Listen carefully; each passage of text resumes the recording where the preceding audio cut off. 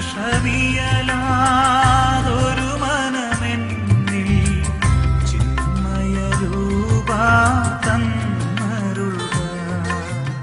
ഇന്ന് ശതാധിപൻ പറഞ്ഞ വാക്ക് ദിവ്യബലിയുടെ ഭാഗമാണ്. ഓരോ ദിവ്യബലി മധ്യേയും പുരോഹിതൻ ഇതാ ദൈവത്തിൻ്റെ കുഞ്ഞാടെന്ന് പറഞ്ഞ് ക്രിസ്തുവിനെ കരങ്ങളിലെടുത്ത് ജനങ്ങളുടെ മുമ്പിൽ ഉയർത്തിക്കാട്ടുമ്പോൾ ജനം ഒന്നടങ്കം പറയും, കർത്താവേ, അങ്ങൻ്റെ ഭവനത്തിൽ എഴുന്നള്ളുവേണ്ട യോഗ്യത എനിക്കില്ല.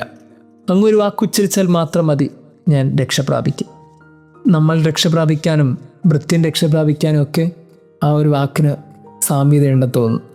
ഹൃദയത്തിൽ നിന്ന് അയാൾ പറഞ്ഞ ആ വാക്ക് ഇന്നും ദിവ്യബലിയുടെ ഭാഗമായി തുടരുമ്പോൾ നമ്മൾ ഓർക്കണം, എത്ര മഹത്വമായിട്ടാണ് ക്രിസ്തു ആ വാക്കിനെ കണ്ടത്. അതുകൊണ്ടാണ് ക്രിസ്തു പറഞ്ഞത്, ഇസ്രായേലിൽ ഒരുവനിൽ പോലും ഈ വിശ്വാസം ഞാൻ കണ്ടിട്ടില്ല.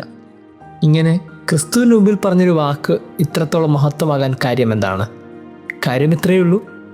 ഒരു ശതാധിപൻ, ശതങ്ങളുടെ അധിപൻ, അവൻ്റെ കീഴിൽ ഒത്തിരി ഭൃത്യന്മാരുണ്ട്.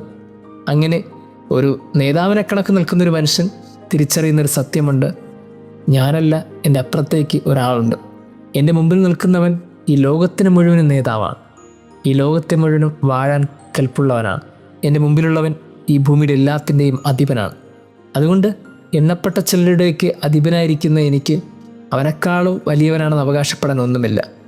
ഈ തിരിച്ചറിവാണ് ആ മനുഷ്യൻ്റെ വാക്കിനെയും ആ മനുഷ്യൻ്റെ ജീവിതത്തെ മഹത്വമുള്ളതാക്കി തീർക്കുന്നത്. എത്ര ഉന്നതിയിൽ നിൽക്കുന്ന മനുഷ്യനാണ് അയാൾ. അയാൾ പറഞ്ഞ വാക്ക് ഇന്നും ഓരോ ദിവ്യബലി മധ്യേയും ഓർമ്മിക്കപ്പെടുന്നുണ്ട്. പ്രിയമുള്ളവരെ, നമ്മൾ ഓരോരുത്തരും ഓർക്കേണ്ട ഒരു കാര്യം ഇതാണ്, നമ്മളൊക്കെ ചില സമയങ്ങളിലൊക്കെ എളിമ നഷ്ടപ്പെടുത്തി കളയുന്നില്ലേ? നമ്മളൊക്കെ ആയിരിക്കുന്ന അവസ്ഥയിൽ, നമ്മളായിരിക്കുന്ന ഇടങ്ങളിലൊക്കെ നമ്മൾ എന്തൊക്കെയാണെന്ന് ചിന്തിക്കുന്നിടത്ത് ഈ ശതാധിപൻ വലിയൊരു ഓർമ്മപ്പെടുത്തലാണ്.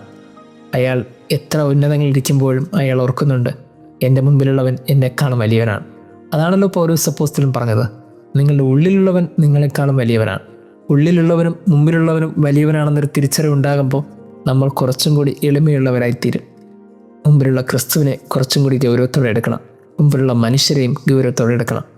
ആഗമനകാലം നൽകുന്ന ഓർമ്മപ്പെടുത്തൽ ഇതാണ്, എളിമ എന്ന പുണ്യത്തോടു കൂടി പുൽത്തൊട്ടിലേക്ക് നമ്മൾ നടന്നു പോകണം. ആ കാര്യത്തൊഴുത്തിലേക്കുള്ള യാത്ര മനോഹരമാക്കാൻ എളിമ എന്ന പുണ്യത്തെ ഹൃദയത്തോട് ചേർത്ത് പിടിക്കുന്നത് നല്ലതാണ്. ദൈവം നമ്മെ അനുഗ്രഹിക്കട്ടെ. നിർമ്മലമായൊരു ഹൃദയമെന്നിൽ നിർമ്മിച്ചരുളുക നാഥ, നേരായൊരു നൽ മാനസവും തീർത്തരുൾകന്നിൽ ദേവാ. നിർമ്മലമായൊരു ഹൃദയമെന്നിൽ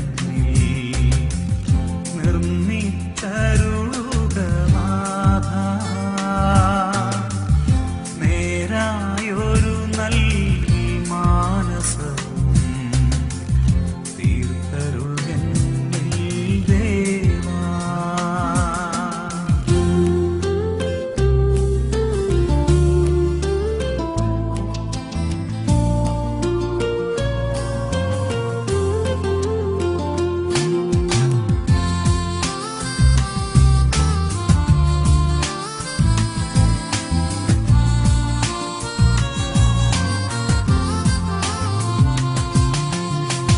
തവ തിരുസന്നിധി തന്നിൽ നിന്നും തള്ളിക്കളയരുതെന്നേ നീ. പരിപാവനനേ, എന്നിൽ നിന്നും തിരികെയെടുക്കരുതൻ പരമേ. നിർമ്മലമായൊരു ഹൃദയമേ നിർമ്മിച്ചരുളുക നാഥ,